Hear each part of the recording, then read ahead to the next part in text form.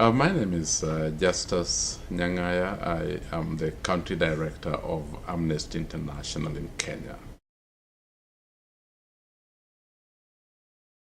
We do a number of human rights education processes with communities in the informal settlement, but we also do a number of human rights educations with schools, secondary schools especially.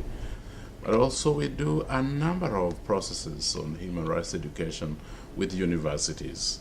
So there is a range of human rights education programs that we run. The Amnesty International Kenya has participated and partnered with the Kenya Music Festival organizers, where all schools come and perform.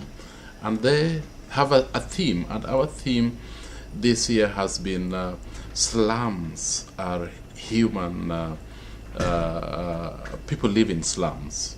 So then young people will come up with a skit or a play that they will rehearse and take onto the stage to bring out the theme and the content on human rights, on slums, but also the respect and the dignity that you attach to people's lives and services that the government needs to offer. We also have university programs where they arrange for debates. And these debates are very important because then they bring in the question of what is human rights, how is it related to poverty, why are people poor, but how do we get people out of poverty? Those are questions that young people will then look at and debate and relate with outside of AI Kenya within the university system.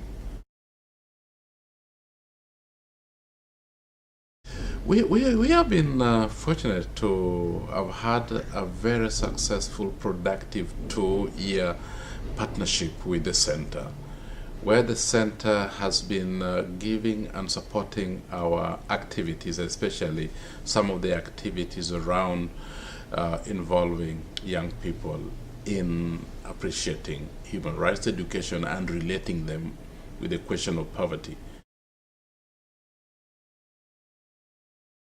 I can recall a little story that one young person had written from a school in Kisumu, and this is a report that they were giving. They were not even asked to do this, but they wanted to share a change that has come as a result of getting involved with the human rights education. When they started the clubs in schools, human rights clubs in schools, they realized powerful learning that as you demand for your right, you really need to be responsible in maintaining and creating an environment where that right will be received. What is your role and what's your responsibility? Those were the questions. So they therefore decided to have a sit down with the administration, which was something that was never happening. And so when the administration accepted that they start the club, the administration realized that in fact the students were now much more cooperating with the school and the administration as before.